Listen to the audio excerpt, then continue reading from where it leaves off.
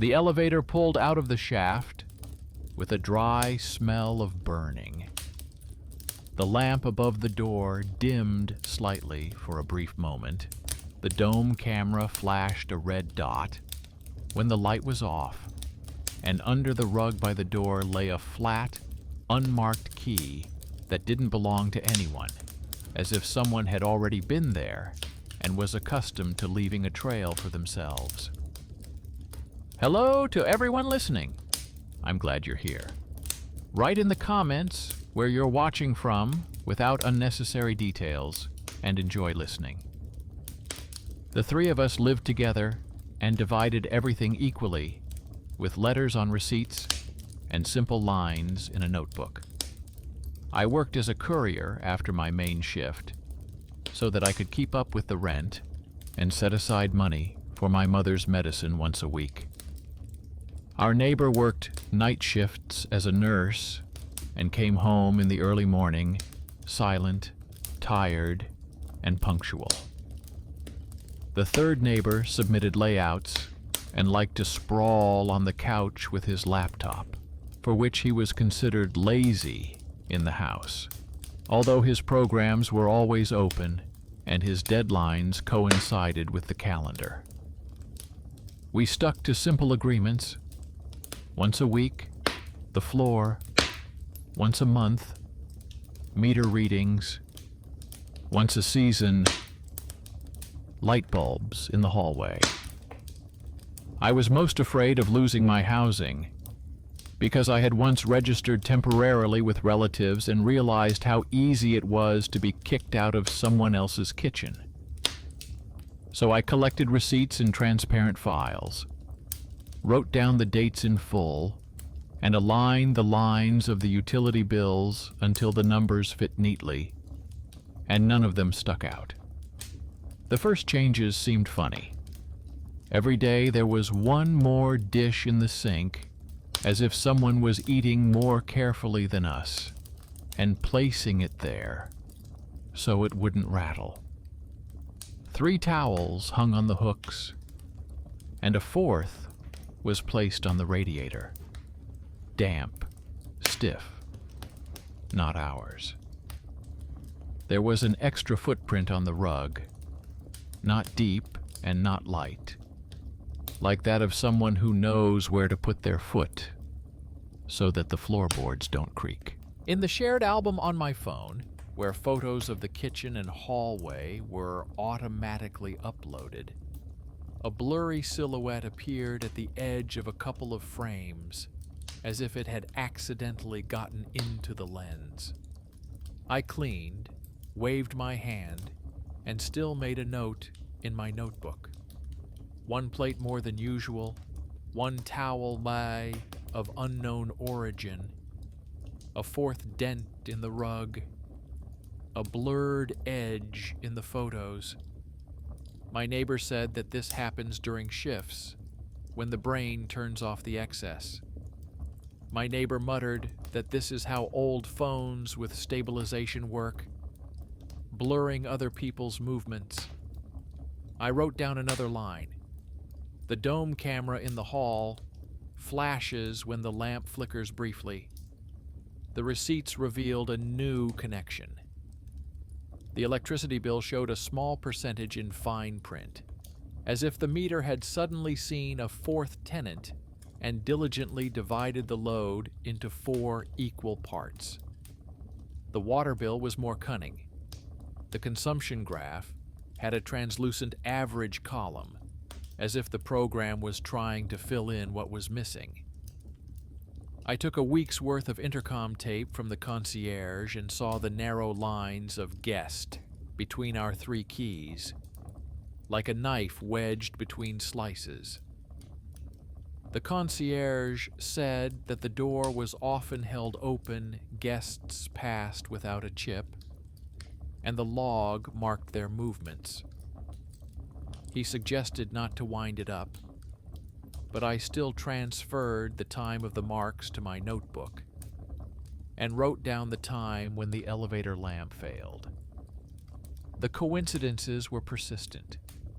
When the lamp took a breath, The line "guest" appeared in the intercom, and a blurred edge of the frame often appeared in the album. I decided to increase surveillance, and it was a choice that brought the threat closer. In the kitchen, I placed an old compact camera on a tripod, pointed it at the table and the doorway, turned it on in the morning, and did not turn it off until nightfall. I sprinkled a thin layer of flour under the rug to see the direction of the footsteps. I stuck a thin strip of paper on the door from the inside so that it would tear at the slightest movement. In the evening, when I went down to get the delivery, I found a cardboard envelope with no return address by the mailboxes, sealed with gray tape with a faded logo of the delivery company. The sticker had our apartment number and a surname that was surprisingly similar to my mother's maiden name, except for a different letter in the middle, like in old passports, where clerks mixed up vowels. The courier at the counter said that the address linked to the object had popped up automatically in the service, so he didn't go upstairs and left it on the first floor. I took the envelope up to the apartment and put it on the table next to the camera and a clean sheet of paper, even though we had a simple rule: don't open other people's mail. I knew I was breaking the rule, but I wanted to understand who was labeling us as the fourth and why. Inside, there were clean rags, a pack of cheap sponges, a set of hooks, and a plastic sink brush. Everything was new, very simple, with a thin cardboard box at the bottom stamped "Inventory." It had a slight warehouse smell, the same one that wafted from the manager's office. I photographed the contents against the background of the table, neatly put them back, and took them to the concierge, asking him to record the fact of receipt in the log with the time written out in full and an indication that the address had not been confirmed by the owner. The concierge loved order, took out a thick notebook, and wrote the date in words, signing it with his own hand. I felt a strange sense of relief that at least one thing that night would become a line rather than a shadow. The house reacted in its own way. In the elevator hall, the lamp took a longer breath than usual. The dome-shaped light flashed and went out, and a fresh, thin mark appeared on the rug, like that of a sneaker with a worn-out sole. The paper strip on the door remained intact. The camera recorded the indistinct sound of a mug being placed slightly out of place. In the morning, the album contained a photo of the kitchen from an unusual angle, as if taken from behind the refrigerator. The reflection of the microwave revealed the edge of a hood and whitish stripes on the fingers, similar to the stripes on bandages. My neighbor at the laptop, the same lazy one, ran the image through a filter that increases contrast at the edges and showed me the outline of a key in the palm of his hand, not round or shaped, but flat, like an old master key from a common hook. He said that a cheap camera often smears, but it doesn't make up the metal in the palm. At that moment, I felt for the first time that my underrated neighbor was holding our most accurate tool in his hands. Observation without fuss. The nurse brought a pack of transparent stickers and gloves from the ward and said that the sticker on the door handle would leave a mat mark if touched with the fingertips, and the mark could be photographed without unnecessary dirt. She didn't smirk or dramatize. She just suggested a quiet practice. We stuck the sticker on and wrote the date in words. I set my alarm for early in the morning so I wouldn't oversleep and miss the utility inspection and the archive where the owner's cards are kept. I wanted to check not a horror story, but a piece of paper. In the folder with the contract, I found a copy of the old card. At the bottom was the surname of the previous owner, which coincided with my grandmother's maiden name, with the pencil note, relative, next to it. My hands grew cold, but my head was clear. This was not mysticism, but an old connection between the family tree and the apartment that had once been shared, transferred, and rewritten through powers of attorney. Old agreements lived on in the tales of systems, and the tales rang at night. I went down to the basement, to the switchboard. A faded sign of the old contractor, a corner logo in the form of a stylized lily, exactly the same as on the gray tape of the envelope. The electrician on his rounds, dry and calm, said in a retelling that the house still had pilot sensors from the previous metering scheme, which sometimes generated an extra load mark and woke up all the automation. He offered to draw up a statement to remove the old unit and promised to come with the act if the manager put her seal on it. I wrote on a piece of paper in simple words that I was requesting the removal of the obsolete element, attached a photo of the intercom tape with the words guest marked on it, frames with the reflection of the master key, and a strange receipt with a quarter share. The concierge stamped my request with a round mark that said, entered in the log, and wrote the date in words. In the evening, I was found by a courier, not the one who brought the envelope, but another, young, with bruises under his eyes. He said that their service still uses the template additional lift for guests without a chip, and that sometimes, in buildings with a long history, this flag remains enabled in the general service account. He suggested adding a note to their system saying, "Do not deliver to this address at night," and sending a screenshot when the flag disappeared. I did not expect such precise leverage from a random person, and realized that this was an unexpected benefactor, not a hero with a lantern, but a cog that would turn off an unnecessary street habit. At night, I left the camera recording, covered the house in silence in case of failure, and pushed thoughts of shadows far away.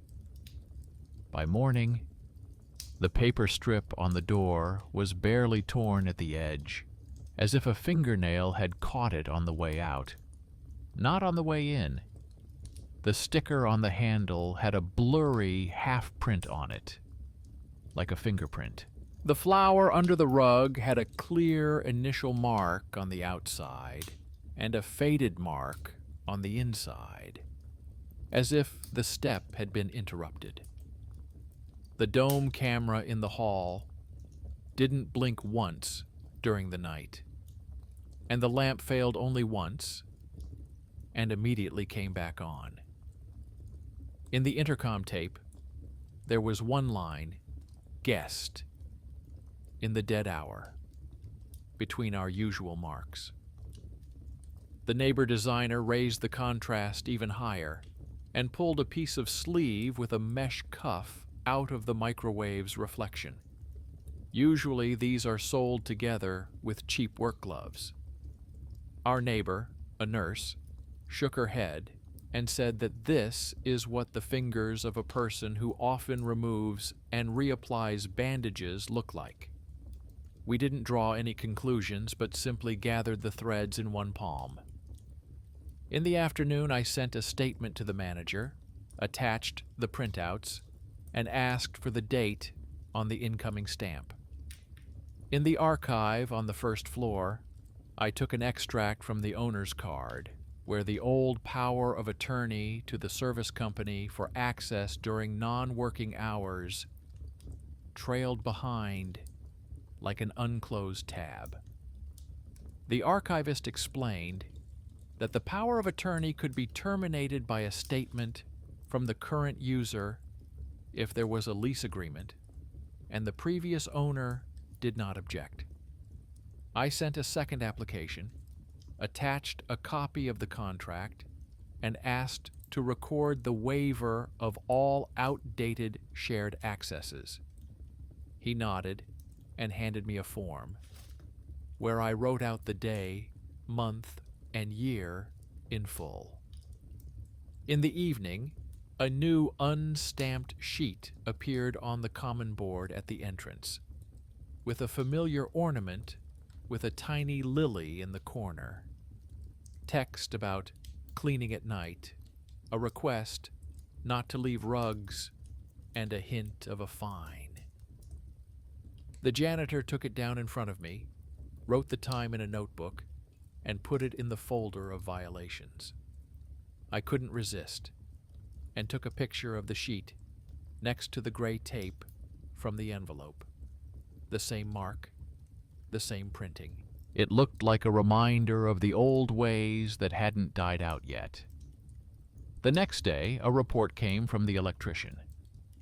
The outdated unit had been removed, the wires had been cleaned up, and the seal was in place. I looked at the small box in the transparent bag and felt the house become denser when the emptiness was removed from it. That night, I decided to take another step.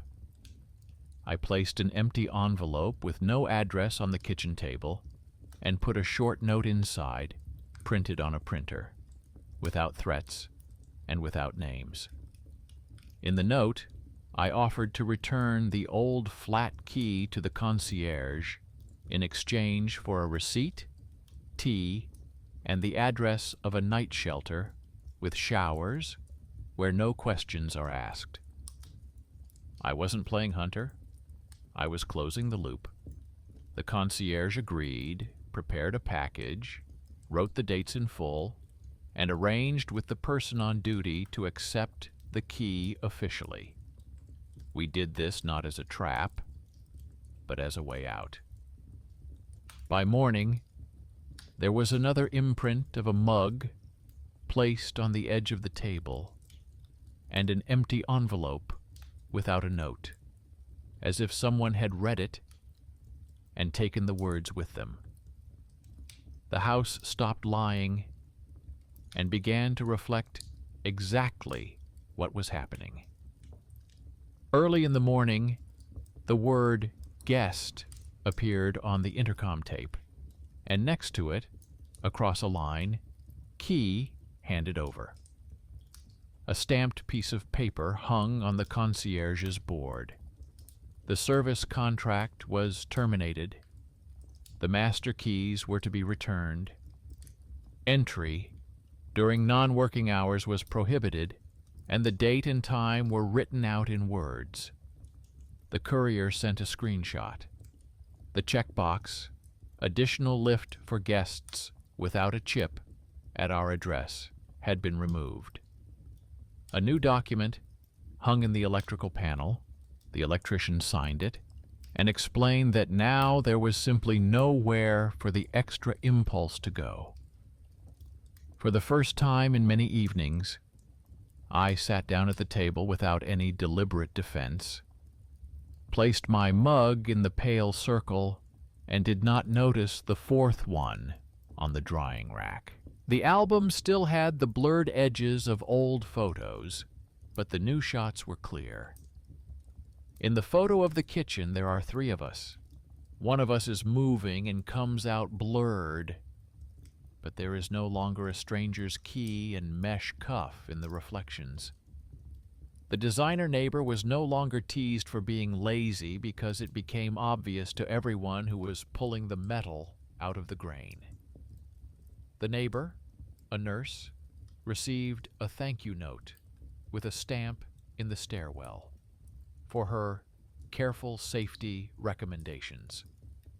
The janitor made a note in the log that unauthorized announcements with lilies no longer appeared. Every evening, the concierge began to write one short word at the end of the line: quiet. I still had to call my mother and ask about the names on the old card.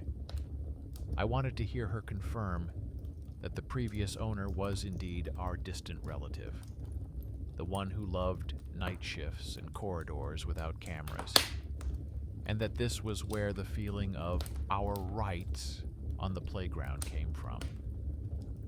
I picked up the phone, looked at the alarm clock, and postponed the conversation until morning, because in such matters, it is better when no one is asleep and words fall without corners. On the nightstand, the alarm clock ticked forward as normal numbers should, without playing games. The elevator behind the wall made one smooth movement. The dome point did not blink. And on my desk, under a transparent file, lay 3 papers with seals and a faded scrap of a surname in which one letter was always written the same way. I thought that perhaps we hadn't gotten rid of something that didn't belong to us, but had returned it to where it belonged, to the archives, to the receipt, to the document, to someone else's life, where night is work, not a passageway. And this thought made it quiet, as it happens in a house after early wet cleaning, when the air smells of clean water and cast iron pipes. There was a slight rustling sound from the hallway, as if a jacket had slipped along the banister. I didn't flinch. I just walked over to the door, looked at the strip of paper, and saw that it was intact. The sticker on the handle was slightly smudged where I had touched it earlier. The rug was covered with the imprints of our 3 pairs of shoes. I went back to the kitchen and sat down at the table, where the notebook, folder, and empty envelope without a note were lying. Tomorrow morning, I will go to the archive again, pick up a copy of the terminated power of attorney with the date written out in words, call my mother, and write 2 things in my notebook. The surname matches, the tail is cut off. And now I just watched the alarm clock tick over another minute and thought about how often the scariest thing in the house is someone's habit of reading between the lines, and that in such cases, 6 items work better than any legend. A file with seals, a strip of paper, flour under the rug, a sticker on the handle, a tripod on the table, and someone else's key, which once lands on the concierge's desk and never returns. The elevator didn't break down once that night, but in the morning, I still woke up last, as if my body was waiting for the house to take its place.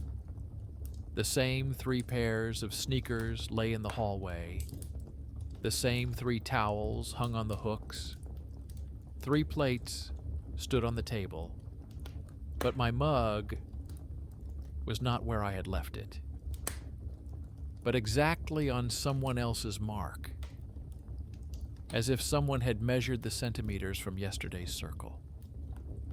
Inside there was a thin film, as if from water, that had been poured but not finished. I picked up the mug, looked at the bottom, and saw that the chalk was slightly smudged to the left, which meant that the mug had been placed there hastily, not confidently. My neighbor had already left for her shift, and the designer was looking at the table, where he had marked our shared expenses, and said that he hadn't touched the dishes since morning. His laptop showed a clean history for the last half hour. I took a photo of the mug, the edge of the wet mark, and the mark on the table where a pale stain covered a pale circle. A fourth spoon glistened in the sink, but everything else matched perfectly. The towels were dry, the rug was flat, and the paper strip on the door was intact. Once again, I keenly felt how subtly the house can restore the old picture when it thinks we are distracted. To avoid returning to treading water, I made a new observation chart. I placed a narrow strip of paper with barely noticeable hatching under the edge of my mug, which is only visible under a lamp. I glued a small piece of blue electrical tape under the seat of a chair. If someone moves it, the glue will collect dust and reveal the mark. I deliberately placed 2 magnets crookedly on the refrigerator door so that I could see from the photo whether they were touched unnecessarily. I turned off autosync for my photo album on my phone and transferred the photos to an old flash drive with a removable label to make sure that no more shared clouds would interfere with our lives. I put a new sticker on the door handle. The nurse brought a thin one that is almost invisible when you walk by and clearly fogs up from skin oil. In my notebook, I drew simple columns: time, mug, chair, magnet, door, intercom. No big words, just clear cells. In the afternoon, I picked up a certified copy of the terminated power of attorney for the service provider from the archive. The archivist wrote the date in words, added a signature, and the paper became heavier than the fact. The management put a short note in print that access during non-working hours is closed to all external accounts. The courier confirmed by retelling that the checkbox, additional lift for guests without a chip, at our address, had been removed from the system without the possibility of reversal. The electrician at the switchboard closed another loophole. He put numbered seals on the small doors. All this gave our silence a sense of official weight, but the mug was still not there in the morning. Our neighbor, a designer, suggested a quiet reception, and it sounded like a hidden talent that had previously been ignored. He said that it was possible to find out who had touched the mug without cameras if, in the evening, a thin strip of paper matching the color of the porcelain was glued to the rim, and thin needle-like tears from fingernails, if any, would remain on the edge when removed.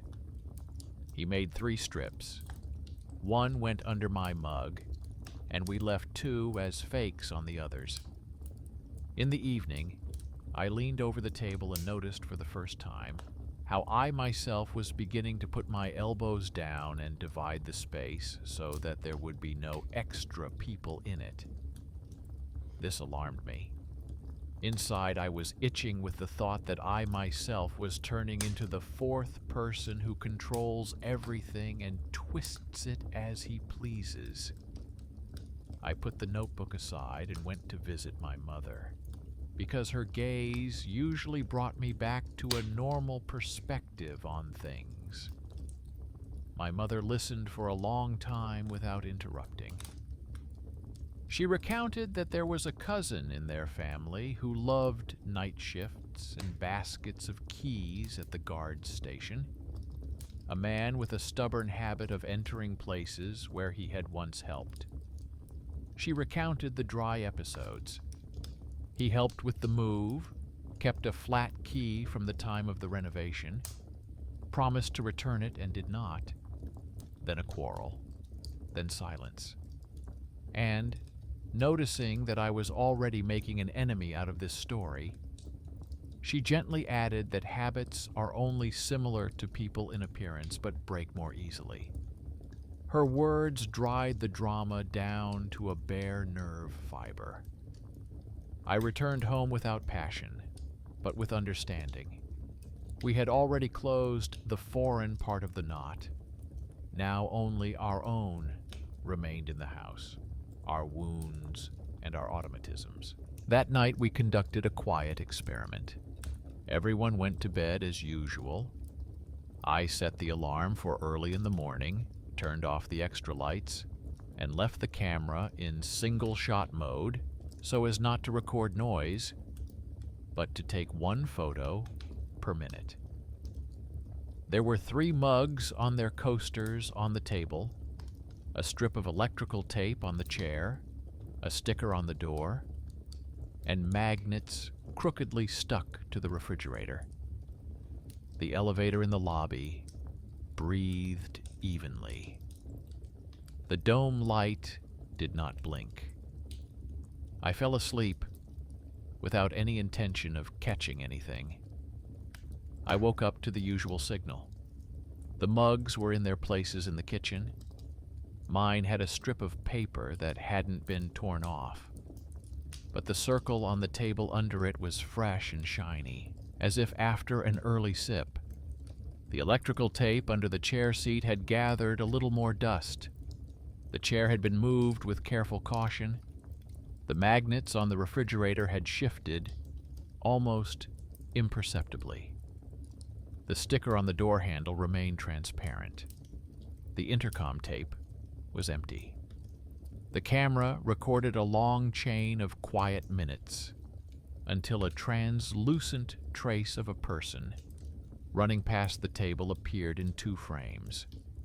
The porcelain reflected a soft shadow, and the tabletop reflected a faint glare.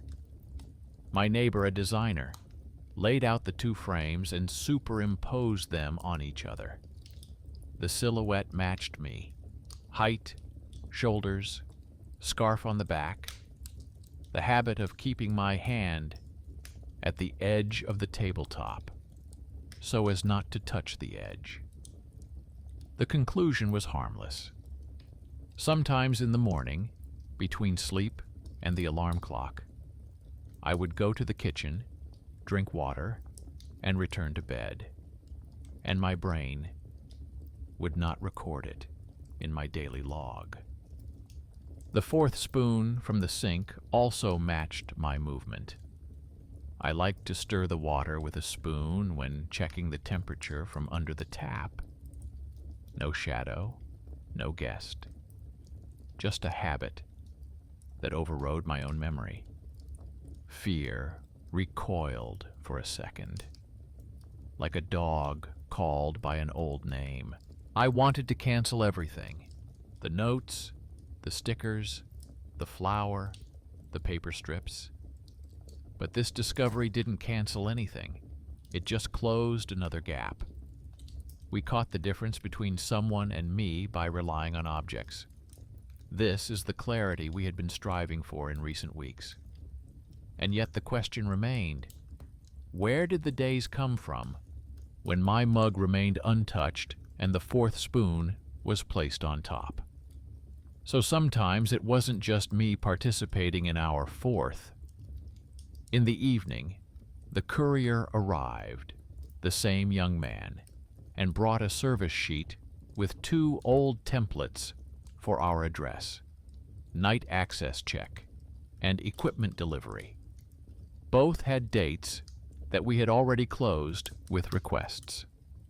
He said that the templates had now been removed and the system would throw up a warning if anyone tried to create a fake request. This is another quiet lever, unexpected help from where you least expect it. I thanked him without any drama. He waved his hand and ran off to the next address.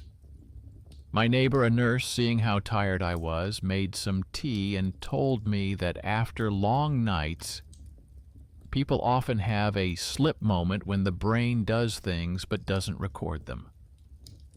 My neighbor, a designer, suggested putting a simple motion sensor in the doorway for a week and connecting it to a notebook that would make a mark in the notebook every time I passed by. We agreed. It's more convenient than building theories. On the third day, a new detail appeared. One of those that seem insignificant at first. In a group photo taken in the living room, where the three of us were sitting in the evening, a person standing slightly to the side was reflected at the very edge of the wardrobe mirror. Blurred, as always, but now that the system did not allow nighttime entries and we had covered all the cracks, blurred meant one thing. One of the neighbors had brought a guest without warning or had quietly climbed up through the shared balcony vestibule that connects the two old wings of the building.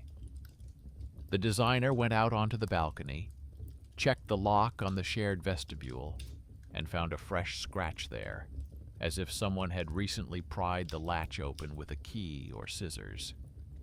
The concierge downstairs took out the logbook, where 2 days ago someone from one of the neighboring apartments had signed for a balcony inspection, although no such order had been issued. There was no stamp. The same lily ornament in the corner. We went up the stairs to the neighboring entrance and found a thin sheet of paper on the board with the same words about cleaning. The janitor said that someone had hung the paper there yesterday evening and quickly took it down. And then he didn't have time to write it down. I felt how the old tale was, again pulling the house back to the habit of entering without asking. Not evil, not mystical, just stubborn laziness to close the loops. We took our turn with the manager and wrote another short statement. To block the common balcony vestibule, change the latch to a lockable one, and close access to the roof with old keys. By evening, the electrician brought new hardware, installed the upper latch, and the concierge made a note that access through the vestibule was only allowed during inspection hours according to the records, with the date written in words. At night, I deliberately went to bed later than everyone else and woke up last again. There were 3 mugs in the kitchen. Mine was on its own circle. On the chair, a strip of paper had been torn off cleanly, as if someone had sat down and stood up neatly. The sticker on the door handle was transparent. The magnets on the refrigerator were crooked, just as I had left them. The elevator was breathing evenly. The intercom tape was empty. The camera showed a straight row of photos. I poured myself some water, sat down, and suddenly wanted to open a folder with old photos from my mother's house.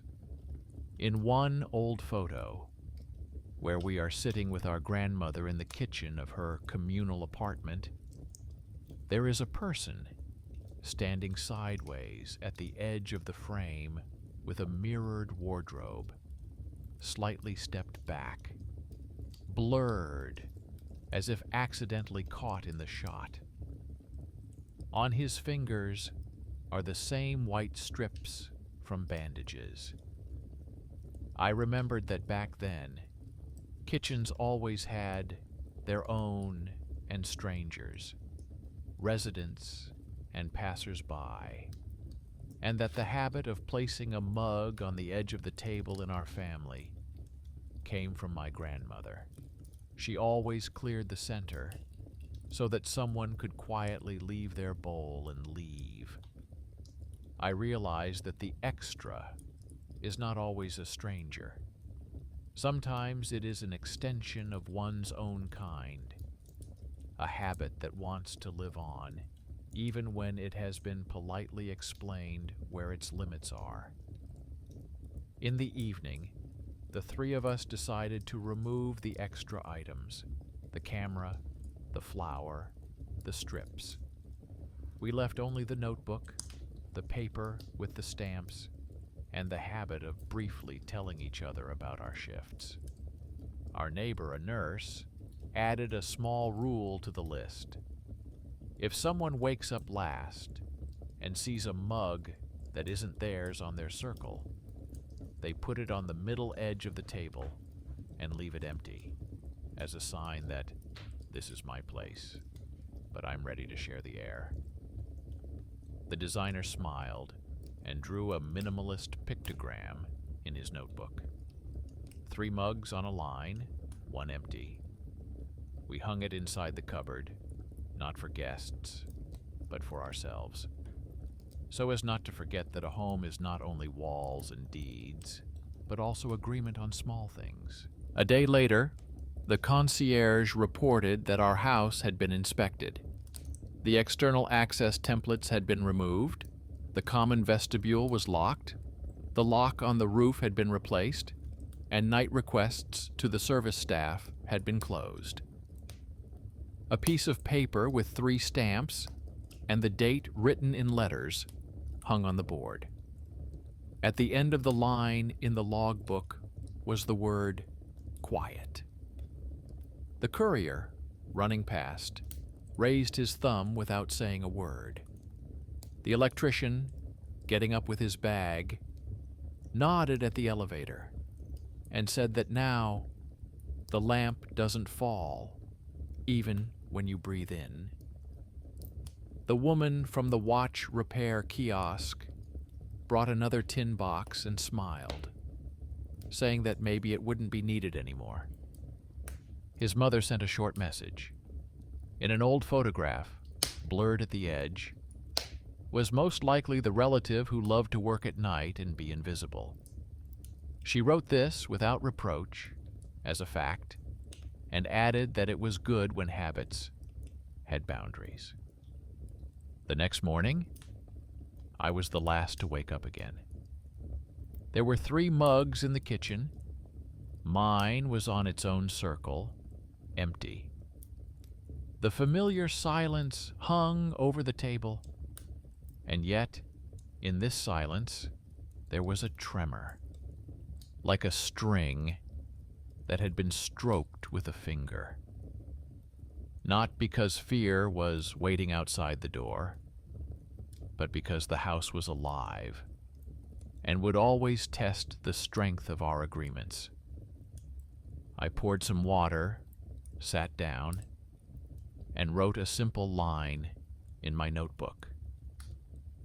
The extra is what we didn't name. Name it, and it will become a line in a journal or a photo in an album. And everything that remains unnamed will draw itself on the edge of the frame and take your mug when you wake up last. At night, the house tested us again for trifles. In the hallway, where it is usually quiet, the common vestibule creaked slightly. The bell at the new neighbor's door rang and fell silent, as if the flow of air had gently slowed down. I got up, ran my finger along the edge of the door, and saw a thin arc of matte dots on the transparent sticker. Not fingers, but the touch of a jacket. The rope texture gave it away. I made a brief note in my notebook. Not an entrance, but the sliding of fabric. The vestibule is locked. The elevator breathes evenly. In the morning, there was a thick envelope with no return address in the mailbox, neatly cut along the edge with a stationery knife. Inside was a printout of our kitchen photo from the neighbor's phone, but in the picture, a fourth cup had been barely visibly added in black pen. The foreign line ran over the glare, like a person who knows where the light remains on porcelain. The paper smelled of cheap ink, and a pale purple stripe stretched across the margins, a trace of a cheap cartridge. I took a magnifying glass and ran it over the cut. The paper grain matched what they sell at the kiosk at the bus stop, where we sometimes buy pins and batteries. The woman from the kiosk, seeing the sheet, said that their printer was old and liked to leave such a stripe. Late yesterday, a stranger in a dark sweatshirt came in, asked to print one file from a flash drive, paid with small change, and left. She spread her hands and added that the photos on the flash drive had no faces, only a table and mugs. We didn't make a big deal out of it. The concierge recorded the incident in the logbook, filed the paper in the violations folder marked "No Threats," and wrote the date in words. The janitor suggested his own way of keeping such a trail in check. He wrote a short memo by hand and hung it on the inside of the board, out of sight of strangers. 5 lines stating that suspicious sheets of paper should be removed and placed in a transparent folder on the counter. That any images of the communal kitchen without the consent of the residents are considered unauthorized. That all stamps are on the front side. Everything else is to be removed. His neat letters looked like a dry code. The underrated hero with a broom brought a rule into the house better than any speech. In the evening, we reported on ourselves in detail. The neighbor designer admitted by retelling that the shared album was open to the last round and corrected the settings, leaving access only to the 3 of us. The nurse took a thin graphite file out of the first aid kit and carefully filed down the latch on the balcony door so that it would close more softly and without a loud click. Now the draft would not be able to play with the door. I removed the extra marks from the table, leaving only a pastel circle from my mug and a clean strip under the chair so as not to get caught on every speck of dust. We agreed that we would put any surprises on paper in that transparent folder and not keep them with us. At night, the alarm clock went off early. I said it that way on purpose. Towards morning, the house was resorting to its old tricks, but was already bumping into the soft edges of the new rules. The elevator didn't make an extra breath. The dome point didn't blink. 3 pairs of footprints remained on the rug. The camera was silent because we had turned it off for a week, and this decision unexpectedly removed the internal tremor. When you are not hunting, you see fewer ghosts in your own shadow. The magnets on the refrigerator were still crooked, and this became a sign that everything in the house was in its place. In the morning, a document arrived from the manager. The common vestibule was locked with an upper latch. The keys were with the concierge against receipt. External access was canceled, and the date and time were written in words. Attached to the document was a list with short receipts from the residents. each line ending the same way. Received, read, agree. The paper seemed almost unnecessary, but it was what kept our silence intact. At lunchtime, a woman from the kiosk handed over a small bundle, a tin lid from a jar, and a note with 3 words cut out of a magazine and glued in a row. "Enough, thank you, I'm leaving." The handwriting was unrecognizable, and so was the face.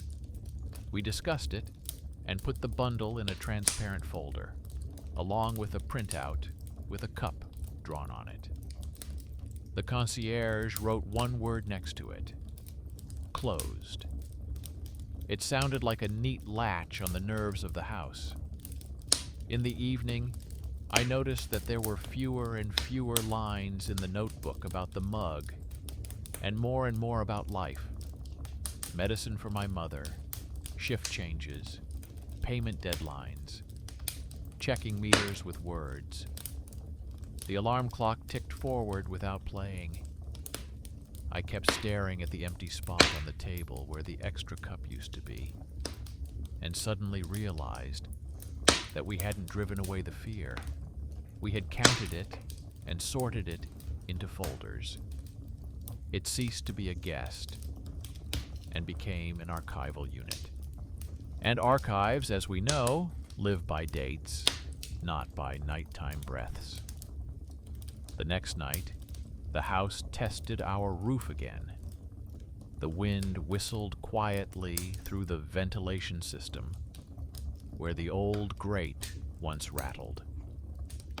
The nurse brought a strip of medical tape from the clinic.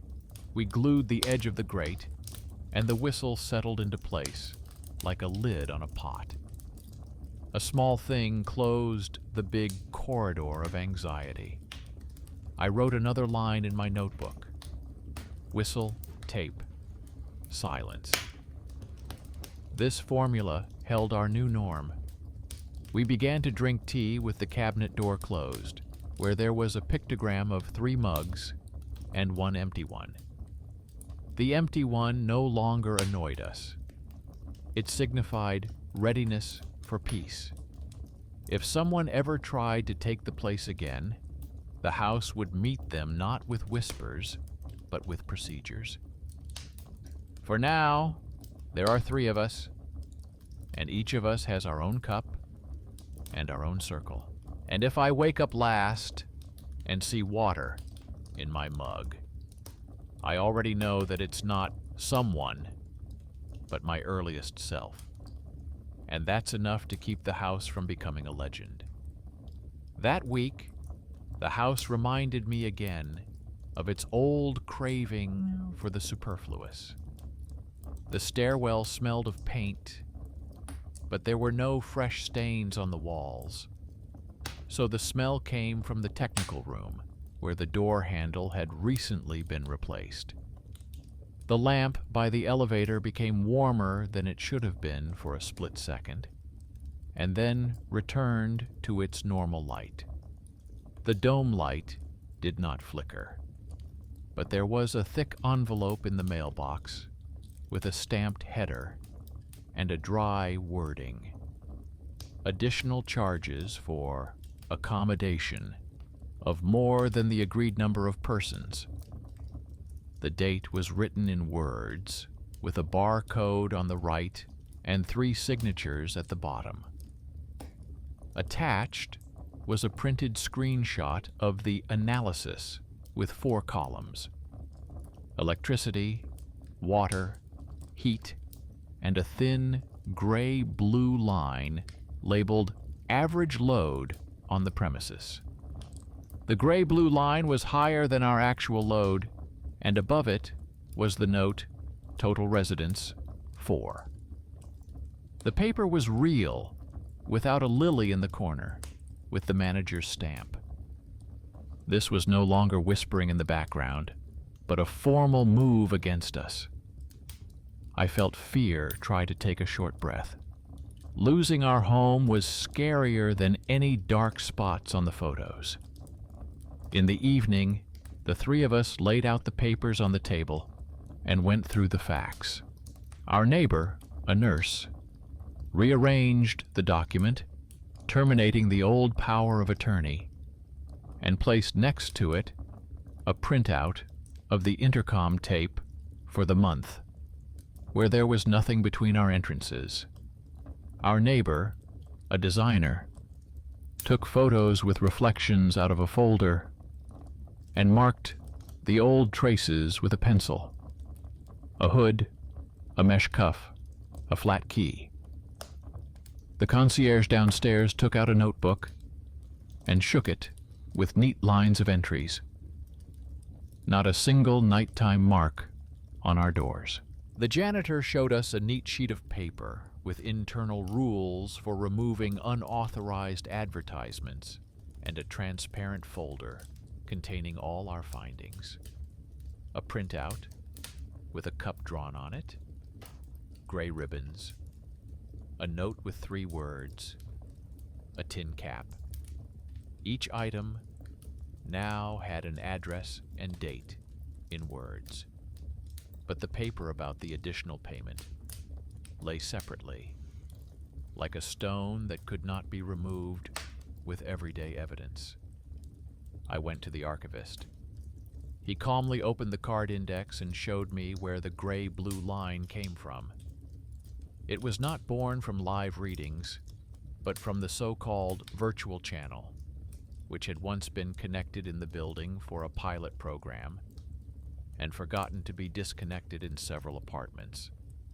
The channel counted not only meter readings, but also behavioral markers: the time the lights were turned on in the entrance hall, the frequency of door openings according to sensors, the operation of the intercom, and the average consumption per riser. The system, seeing the old combination of night access authorization plus rare guest entries, and 2 mistakenly posted notices hinting at cleaning, merged this into an assessment of 4 residents. The archivist said that formally this was enough to charge us extra until someone with the registry came and crossed us off the list of apartments with virtual channels. I realized that we had grown out of the shadows, but one tail still pulled us toward the extra charge. An unexpected benefactor appeared on his own. A young employee from the technical department, the one who had previously helped remove the additional lift checkbox, sent a short message to the general chat of the house. He still had access to the internal list of apartments where the pilot virtual channels were not closed. He suggested fixing the error at our address in one line and attaching an official note with references to our documents: closure of the power of attorney, new fittings for the vestibule, restarting the intercom, seals at the switchboard. He said in a nutshell that this would not be a manual correction from a friend, but a normal request through their system with an incoming number and date in words. I thanked him briefly. This was one of those cases where the small power of a little person pulls the lever in the right place. We didn't relax. In the morning, there was a dull click from the switchboard, as if someone nearby had flipped a small switch. The electrician arrived an hour later and pointed to a thin, peeling block on the wall with a worn sticker. He explained that this was the old pulse collector. It reads the moments when the network drops for a fraction of a second and sends it to the system as a behavioral signal. A barely noticeable cobweb hung nearby on the ceiling for days. He removed the unit, cut off the dry insulation, put the plug back in place, and carefully noted in the report that the virtual channel was physically disconnected. Date in words, signature. We put the paper in the top file. In the evening, exactly what was supposed to happen, with an honest dismantling, happened. A duplicate paper arrived with the same header, but without the additional payment. At the bottom was a phrase stating that the charge had been canceled based on the results of the check.